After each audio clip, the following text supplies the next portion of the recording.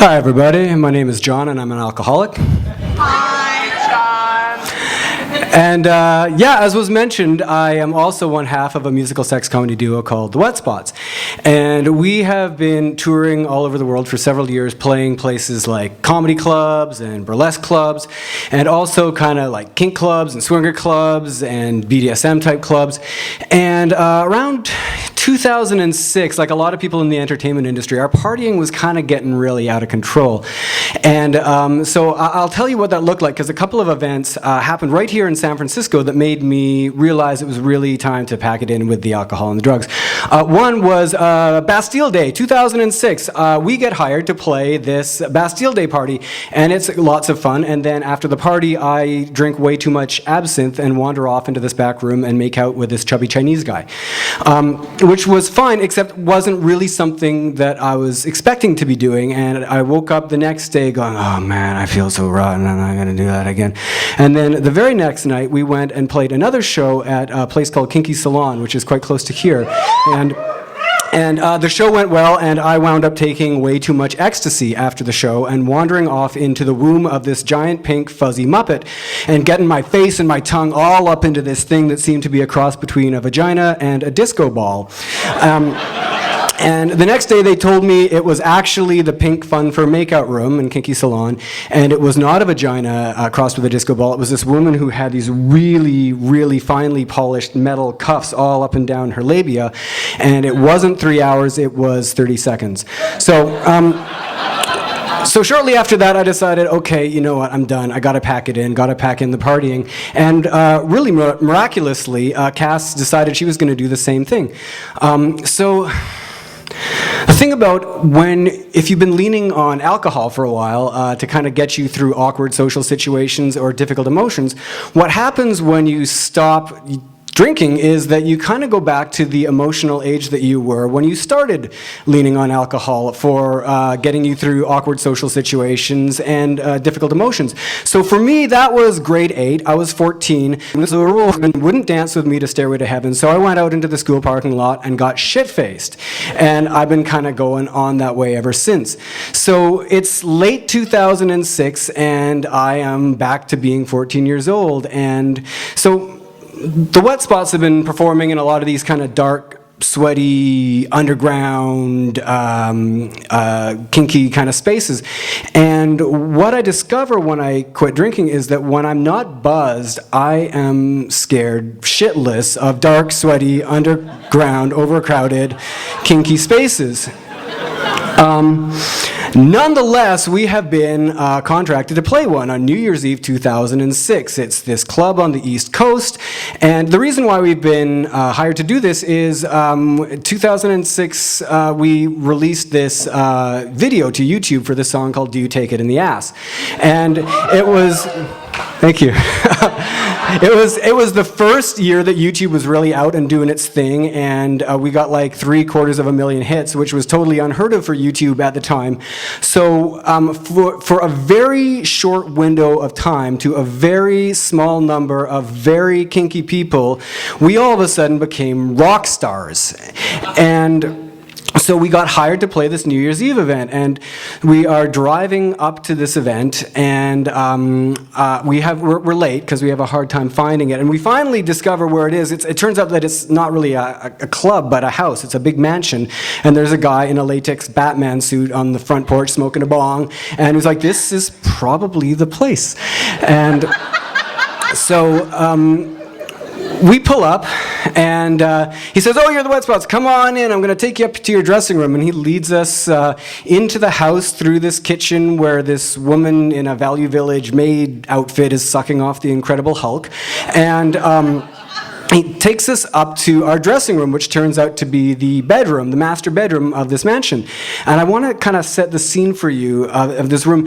On one wall, there is a giant 3-foot by 5-foot oil painting portrait of Michael Richards, the actor who plays Kramer on Seinfeld. And he's kind of sneering down into the room. He's got one eyebrow raised in that Kramer kind of way. And shortly before this, Michael Richards had run into a lot of trouble. He had dropped the N-bomb in a comedy club in New York, and it had gone viral on the internet. And he was kind of persona non grata, so he didn't really know what to make of the giant oil painting. Were the hosts racist, or what was going on? And on the other wall, there is a giant flat screen TV mounted on the wall. And on the giant flat screen TV, there is a woman on a chair in an attic. She is tied, she is blindfolded, and she is gagged. And I look at that and I go, that is some pretty far out porno you're watching. And they say, no, that's the live video feed. And she's in the attic. And I'm like, is she okay? And he's like, no, it's all good. This is her fetish. She's going to be there. This is how she wants to ring in the new year. It's all good.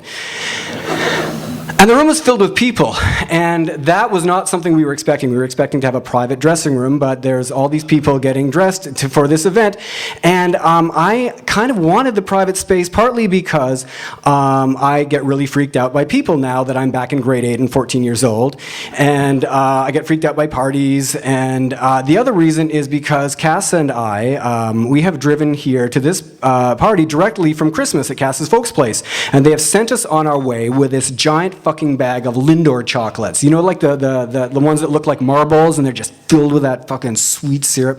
And we don't want to leave this bag of Lindor chocolates out while we're going to do our show because we're afraid that they're gonna like take them, and we don't want them to take them. But there's this giant canopy bed and there's a little space between the bed and the wall. So we roll our little rolling suitcase in there and we hide the Lindor chocolates down there, and we get into our costumes and we go down to the place where we're going to be performing, and we meet the sound man, and the sound man's pissed because we're late. And I'm in grade 8 and I'm 14, and I am not really knowing how to deal with somebody being pissed with me, and I feel awkward, and I just want to be acknowledged and accepted by this sound guy. So I think of something that I could say to him that will make him think that maybe I'm competent in his world.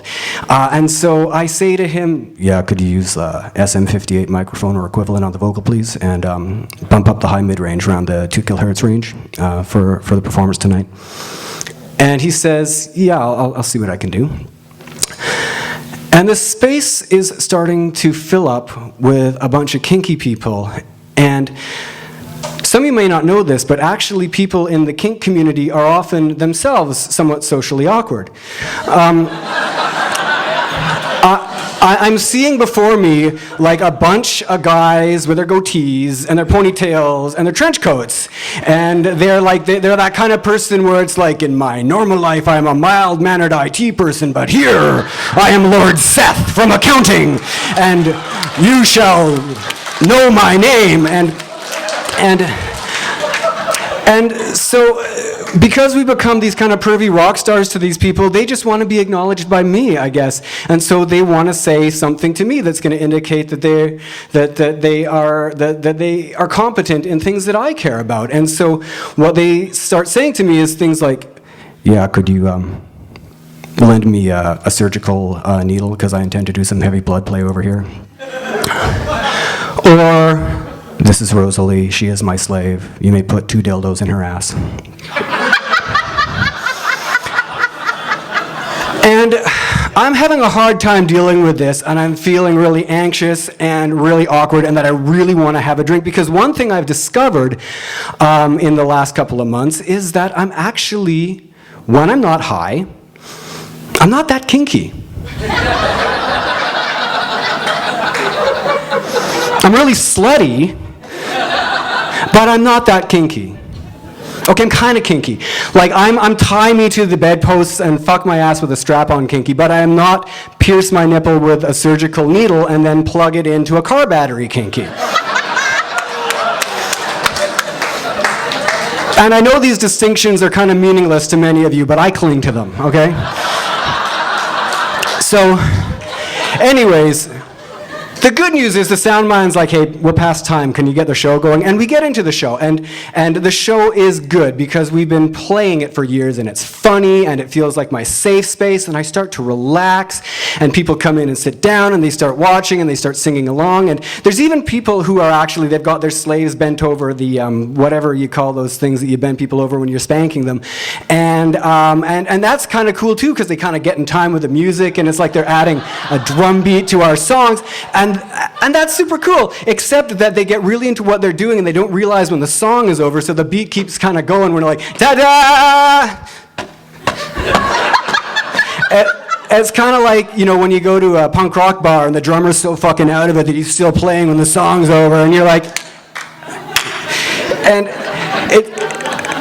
it's fucking up our hustle a little bit, so after the third song that it happens, I lean over to Rosalie and go, hey, Rosalie, would you mind, just telling the spanker guy, like, next time, just stop when the song stops? And this roar comes up, like, you do not speak to Rosalie in this domain!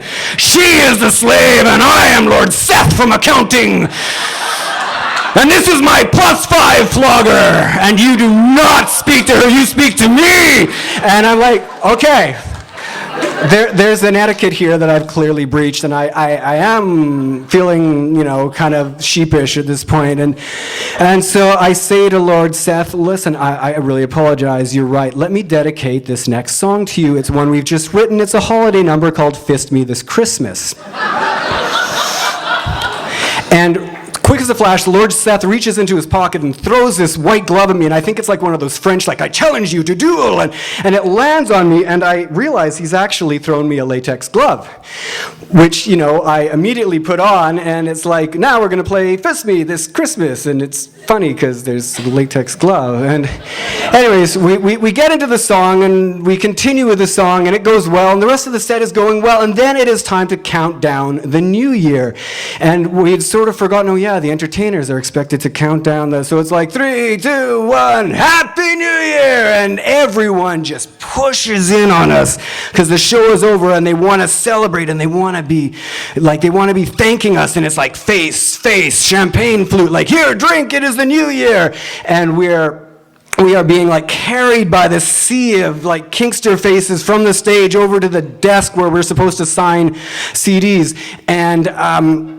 And the people have lined up shot glasses for us, and we're trying to say, no, thank you, and I really want to fucking drink this shot glass because I'm feeling so freaked out by this sea of faces, but nonetheless, I push them aside, and then people are passing joints around, and they want to pass me a joint while I'm signing CDs, and I'm like, no, thank you, and I pass it on, and this one person, I unwrap a CD and give it to them, and they give it back to me, and there's 2 bumps of Coke on the CD case, and I'm like, thank you, but no, and I push it aside, and finally, the receiving line of people who want CDs signed and want to talk to us and want to say hi is ending, and finally we are allowed to go back up to the dressing room, and the dressing room now, thank God, is empty, and Michael Richards is still smirking down at us from the one wall, and the big screen TV is still on the other wall, and the woman is still bound in the chair in the attic, except now she's being spit roasted by these 2 guys. And we can kind of see their bellies slapping into, one belly is slapping into her face and one belly is slapping into her ass. But we can't hear what's going on there because the sound is off. But what we can hear is this little it's the wet spots. And we look, and there's this door in the master bedroom that leads, I guess, into a bathroom that is attached to the master bedroom. And the door kind of just opens, and there's a bunch of people standing in the bathtub peeing on this guy. And I'm not quite sure what to do in this circumstance. I've fucked up on the etiquette before, and I'm wondering, do I close the door and give them their privacy? Am I expected to have a little whittle just to be polite?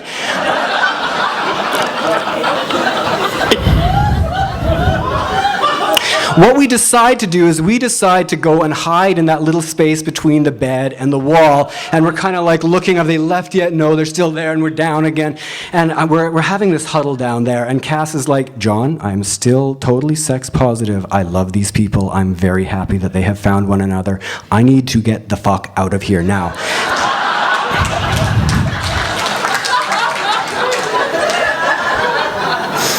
And I say, I'm totally with you. I'll be there in 5 minutes. And she takes off. And the reason why I say I will be there in 5 minutes is because I realize that she has forgotten this fucking bag of Lindor chocolates. And I have not had a cigarette tonight, and I have not had a bump of Coke tonight, and I have not had a shot of whiskey tonight, and I have not had a flute of champagne tonight, but I have got these fucking chocolates, and I'm just gonna eat these motherfucking chocolates one after another until the bag is fucking empty.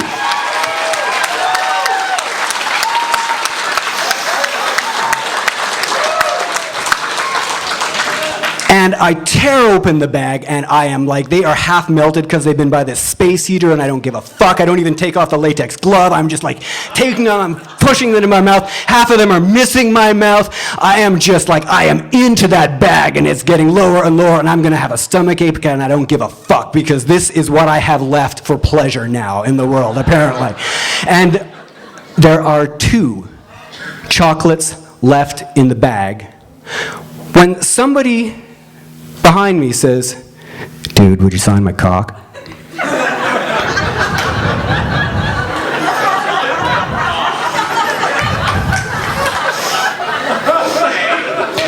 I've signed cocks before. I've signed boobs before, I've signed asses before, I've signed taints before. The request that I sign somebody's cock is not new or particularly unwelcome to me. What has driven me out of my mind is the fact that this person has just invaded what is this last little remnant of my personal space, this little space between the bed and the wall that was my safe space. He is now there, dick out, wanting me to sign his dick. And I get up and I say, you know what? No. I am freaked out. I am completely out of my mind with like emotional fuck up, and I just need some space. As a matter of fact, I need to get the fuck out of here right now. And he's like, dude, I totally hear you. I hear you. And he's like... And I walk past him, and like I go out the door of this bedroom, and I go down this hall, and this guy's like, hey, you want some heavy nipple play? I'm like, no, I don't want heavy nipple play. I am freaked out. I feel really weird in this situation, and I just need to leave. Please, I need to go out and get some space. He's like, dude, I totally hear you. And this happens person after person. I must come into contact with 15, 20 people between the bedroom and the front door of the house, and every time that somebody gets up in my face, I'm like, no, I need space, I'm freaking out here, and they're all really receptive to hearing that, and they just move right the fuck out of my way. And I am going like, oh, wow, maybe I just need to kind of state what's really honestly going on for me in these circumstances, and people will listen. And like, well, I think maybe I've learned a lesson here tonight.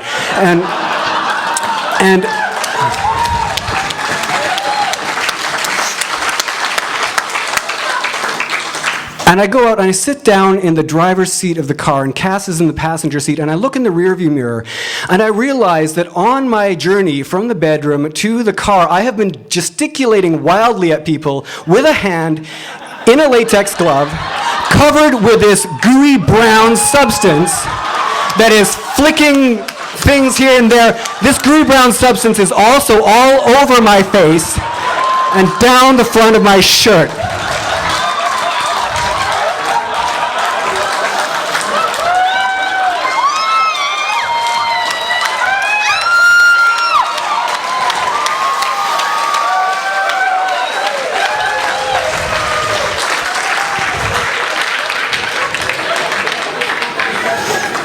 And I realize that this may have aided in the ease of my escape.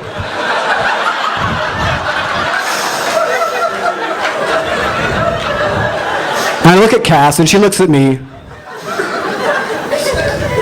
and she says, you ate each and every last one of those motherfucking chocolates, didn't you? And I said, no, I did not. Which was technically true.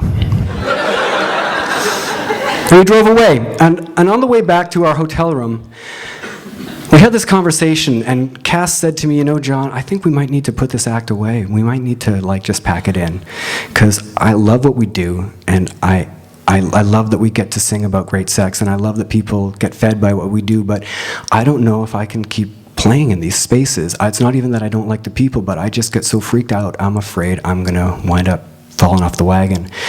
And I say, yeah, you know, you're right. Like our health, it's gotta come first. And if this is what we have to give up to stay alive and stay healthy and sane, then it's what we gotta give up. And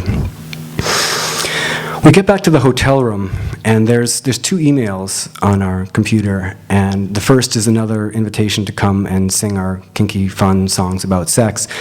And this one isn't from a sweaty, overcrowded underground kink space, it's from the Sydney Opera House. And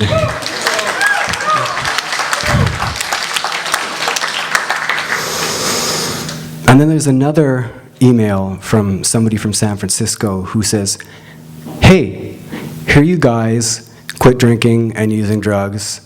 Good on you. Next time you're in town, please feel free to come to our sober, slutty play event.